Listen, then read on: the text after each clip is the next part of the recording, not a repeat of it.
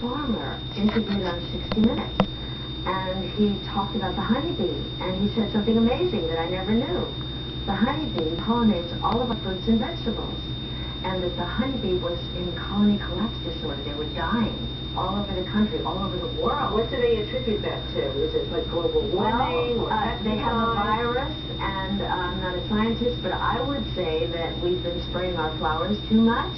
I think poisons, and they take the nectar from the pollen from the flowers, and they're digesting it, and it's not good for them. It's not good for us. It's not good for them. Well, it's a nice little book for kids, and I want to get to the book if you don't mind, because on page 22, this nice young man offers this girl flowers, and he, I think, reasonably offers, "Do you want a kiss?" She replies, "What a tease. No thanks.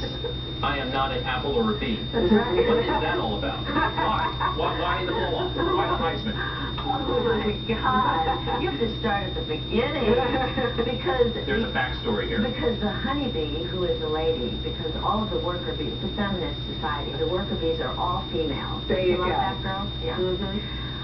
Because the honeybee pollinates all of our fruits and vegetables. This is the key, and I'm explaining. The honeybee is explaining to the children, because they think that the honeybee stings, and there are certain bees that do, but not the honeybee.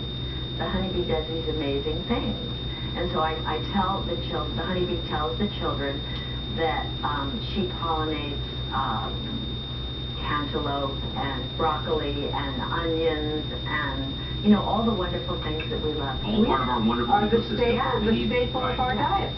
You live in the neighborhood. I do. That's terrific. And look, you're in amazing shape. What is your secret? What do you do? Well, I work out a lot. I love to work out, don't you?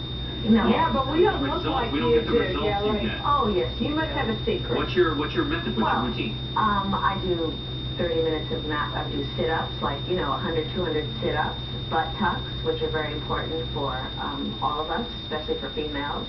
For our. Yes. Yes. Yeah, I do leg ups, and then I do the weights, either upper body or lower body. I alternate, and I keep a pretty steady routine and a good refrigerator. I have my almonds in the refrigerator, my chicken, Dr. my fish, Oz my would be salmon. very excited. I know Dr. Oz. He's a friend of mine.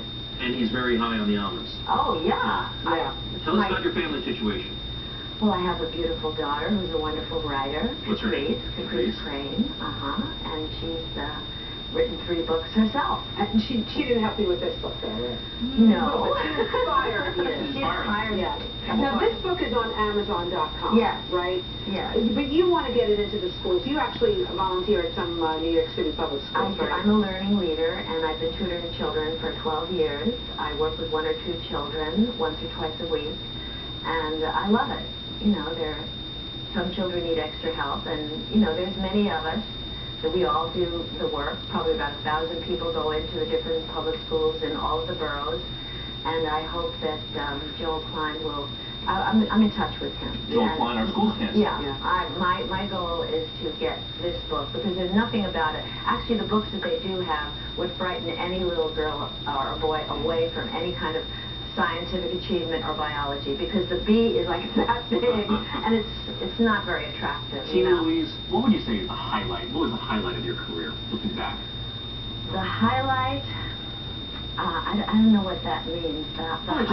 Was there a moment of, I guess, your high professional success? I think really that we all have passages in life. I love everything that I've done. I've done what I wanted to do when I wanted to do it, and when I walked into this particular public school, I fell in love with that, and I just love helping a child. I just think it's the most important thing that I could ever do is to help a young child.